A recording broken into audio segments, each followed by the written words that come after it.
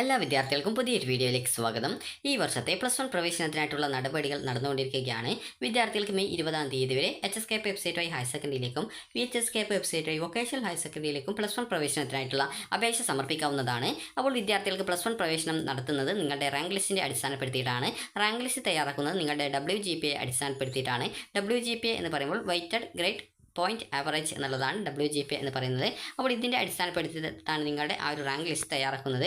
അപ്പോൾ ഒരു വിദ്യാർത്ഥിക്ക്, അതായത് ഈ ഒരു 10ാമത്തെ റാങ്ക് തയ്യാറാക്കുന്ന സമയത്ത്, അല്ലെങ്കിൽ ഏതെങ്കിലും ഒരു റാങ്കിലേക്ക് ഒരു വിദ്യാർത്ഥിക്ക് ആ ഒരു സ്ഥാനം നൽകുന്ന സമയത്തേക്ക് ഏകദേശം പല വിദ്യാർത്ഥികളുടെയും ഈ ഒരു WGPA സെയിം ആയിട്ട് വരുന്ന സാഹചര്യത്തിൽ, അതായത് WGPA കണക്കാക്കുന്നത് ഏകദേശം എല്ലാ വിദ്യാർത്ഥികൾക്കും ഏകദേശം സെയിം ആയിരിക്കും. എന്നാൽ ദശാംശത്തിന് ഇപ്പുറത്ത്, അതായത് ഇപ്പോൾ നിങ്ങൾക്ക് കാണാൻ പറ്റും 8.78514 എന്ന് പറഞ്ഞുകൊണ്ട് കാണാം.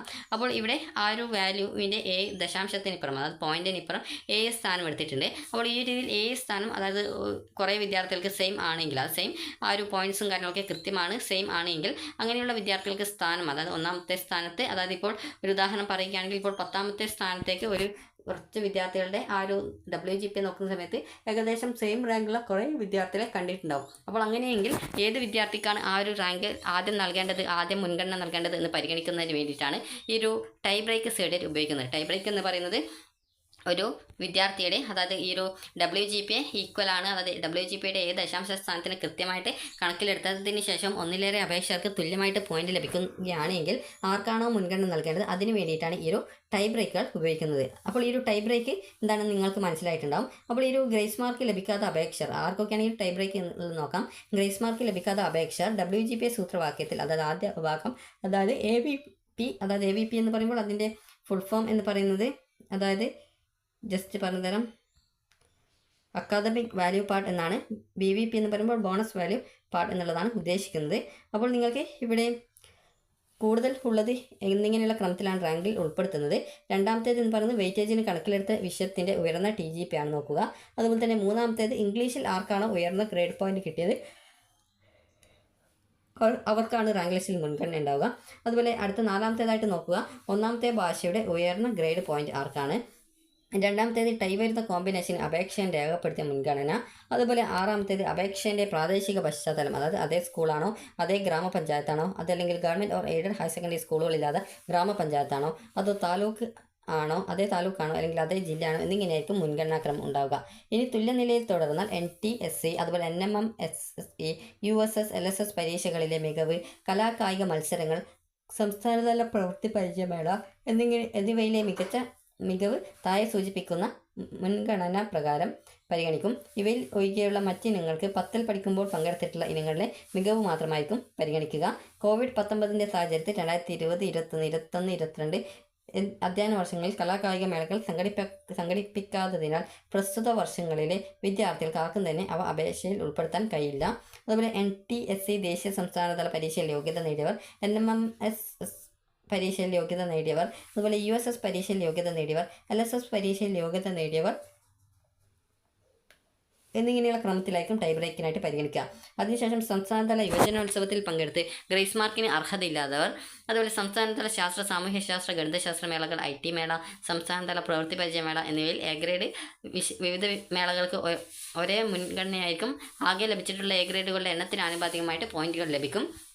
അതുപോലെ തന്നെ സംസ്ഥാനതല ശാസ്ത്ര, സാമൂഹ്യ ശാസ്ത്ര, ഗണിതശാസ്ത്ര മേളകൾ, IT മേള, സംസ്ഥാനതല പ്രവൃത്തി പരിചയമേളകൾ എന്നിവയിൽ B ഗ്രേഡ് ലഭിച്ചിട്ടുള്ള വിദ്യാർത്ഥികൾ, അതുപോലെ വിവിധ മേളകൾക്ക് ഒരേ മുൻഗണനയായിരിക്കും. ആകെ ലഭിച്ചിട്ടുള്ള B ഗ്രേഡുകളുടെ എണ്ണത്തിന് ആനുപാതികമായിട്ട് പോയിന്റ് ലഭിക്കും. അതുപോലെ തന്നെ ഇതുപോലുള്ള വിവിധ ഇനങ്ങളിലായിട്ട് C ഗ്രേഡ് ലഭിക്കുകയാണെങ്കിൽ C ഗ്രേഡുകളുടെ ആകെ എണ്ണം നോക്കിയിട്ട് നിങ്ങൾക്ക് പോയിന്റ്സ് കിട്ടും. അതുപോലെ തന്നെ നിങ്ങൾക്ക് ഇതേ രീതിയിലുള്ള മറ്റു മേളകളിൽ D ഗ്രേഡാണ് കിട്ടിയിട്ടുള്ളതെങ്കിൽ D ഗ്രേഡുകളുടെ എണ്ണത്തിന് ആനുപാതികമായിട്ടായിരിക്കും ഈ പോയിന്റ്സ് കിട്ടുക.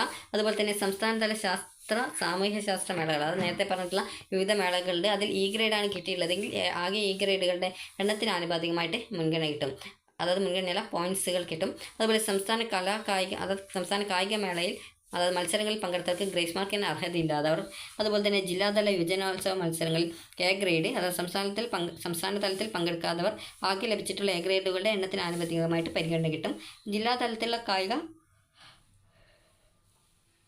മത്സരങ്ങളിൽ 1ാം സ്ഥാനം, സംസ്ഥാന തലത്തിൽ പങ്കെടുക്കാത്തവർ ആകെ ലഭിച്ചിട്ടുള്ള 1ാം സ്ഥാനങ്ങൾക്കനുസരിച്ച് പരിഗണന കിട്ടും. അതുപോലെ ജില്ലാതലത്തിലുള്ള യുവജനോത്സവത്തിൽ ബി ഗ്രേഡ് ലഭിച്ചവർക്ക് ആ ഒരു ബി ഗ്രേഡുകളുടെ എണ്ണത്തിന് അനുപാതികമായിട്ട് പോയിന്റ്സ് കിട്ടും. ജില്ലാതല കായിക മത്സരങ്ങളിൽ 2ാം സ്ഥാനം ലഭിച്ചവർക്ക്, അതായത് സംസ്ഥാനതല മത്സരങ്ങളിൽ പങ്കെടുക്കാത്തവർക്ക് ആകെ ലഭിച്ചിട്ടുള്ള 2ാം സ്ഥാനങ്ങൾക്ക് ആനുപാതികമായിട്ട് പരിഗണന ലഭിക്കും. അതുപോലെ ജില്ലാതല യുവജനോത്സവത്തിൽ സി ഗ്രേഡ് കിട്ടിയവർക്ക് അവരുടെ സി ഗ്രേഡുകളുടെ എണ്ണത്തിനനുസരിച്ച് ആ ഒരു പോയിന്റ്സുകൾ കിട്ടും. അതുപോലെ തന്നെ ഈ ഒരു ജില്ലാതല യുവജനോത്സവത്തിൽ പങ്കെടുത്തവർ, ജില്ലാതല കായിക മത്സരത്തിൽ പങ്കെടുത്തവർ, സ്കൗട്ട് ആൻഡ് ഗൈഡ്സിൽ പങ്കാളിത്തം, രാഷ്ട്രപതി പുരസ്കാർ, രാജപുരസ്കാർ ലഭിക്കാത്തവർ എന്നിവരുടെയും ഈ ഒരു രീതിയിലാണ് പരിഗണിക്കുക. അതുപോലെ തന്നെ വീണ്ടും തുല്യനില തുടർന്നാൽ താഴെ സൂചിപ്പിക്കുന്ന തരത്തിൽ അക്കാദമികേതര പ്രവർത്തനങ്ങളിലെ മികവ് കൂടി മുൻഗണനാക്രമത്തിൽ പരിഗണിച്ച് പ്രവേശന യോഗ്യത നിശ്ചയിക്കുന്നതാണ്. അതായത് red cross, nature club, forestry club, science club, social science club, debating club, oratory club, philately club, അതുപോലെ തന്നെ mathematics club, IT club, health club മുതലായ പ്രവർത്തനങ്ങൾ. ക്ലബ്ബുകൾക്ക് ഒരേ മുൻഗണനയായിരിക്കും. ഒരു വിദ്യാർത്ഥിക്ക് പരമാവധി 2 ക്ലബ്ബുകൾ ഉൾക്കൊള്ളിക്കാൻ സാധിക്കും. അതായത് അപേക്ഷയിൽ ഉൾക്കൊള്ളിക്കാവുന്നതാണ് എന്ന നിബന്ധന ഉണ്ടായിരിക്കുന്നതാണ്. സ്കൂൾ തലത്തിലെ പ്രവർത്തനങ്ങൾക്ക് സ്കൂൾ അധ്യാപകൻ നൽകുന്ന സർട്ടിഫിക്കറ്റ് ഹാജരാക്കണം. മാതൃക ഈ ഒരു പ്രോസ്പെക്ടസിൽ കൊടുത്തിട്ടുണ്ട്. അതുപോലെ കേരള സംസ്ഥാന പൊതുപരീക്ഷ പാസ്സായവർ, അതുപോലെ വീണ്ടും തുല്യനില എത്തുകയാണെങ്കിൽ നിങ്ങളുടെ ജനനത്തീയതിയാണ് പരിഗണിക്കുക. അതായത് വയസ്സ് കൂടിയ വിദ്യാർത്ഥി ആദ്യം എന്ന ക്രമത്തിൽ. അതുപോലെ തന്നെ അപേക്ഷൻ്റെ പേര് ഇംഗ്ലീഷ് അക്ഷരമാല ക്രമത്തിൽ നോക്കും. ഈ ഒരു രീതിയിലൊക്കെയാണ് ടൈ ബ്രേക്ക് തയ്യാറാക്കുന്നത്. അപ്പോൾ വിദ്യാർത്ഥികൾക്ക് എന്താണ് ടൈ ബ്രേക്ക് എന്ന് മനസ്സിലായിട്ടുണ്ടാകും. അതായത് ഈ ഒരു +1 പ്രവേശനത്തിനായിട്ട് റാങ്ക് ലിസ്റ്റ് തയ്യാറാക്കുന്നത് WGPA അടിസ്ഥാനപ്പെടുത്തിയിട്ടാണ്. അപ്പോൾ WGPA സെയിം ആയിട്ടുള്ള കുറേ വിദ്യാർത്ഥികൾ ഉണ്ടെങ്കിൽ അവർക്ക് വിവിധ കാര്യങ്ങൾ അവരുടേതായിട്ട് പരിഗണിച്ചുകൊണ്ടാണ് മുൻഗണന നൽകുക. അപ്പോൾ ഇതിനെയാണ് ഈ ഒരു ടൈ ബ്രേക്ക് എന്നതുകൊണ്ട് ഉദ്ദേശിക്കുന്നത്. അതായത് ആർക്കാണോ മുൻഗണന എന്നുള്ളത് നോക്കുന്നതിന് വേണ്ടിയിട്ട് ഉപയോഗിക്കുന്ന ഒരു മെത്തേഡാണ് ടൈ ബ്രേക്ക് എന്ന് പറയുന്നത്. അപ്പോൾ നിങ്ങൾക്ക് ഈ ഒരു വീഡിയോ ഉപകാരപ്രദമായിട്ടുണ്ടെങ്കിൽ ലൈക്ക് ചെയ്യുക, ഷെയർ ചെയ്യുക. Thank you for watching.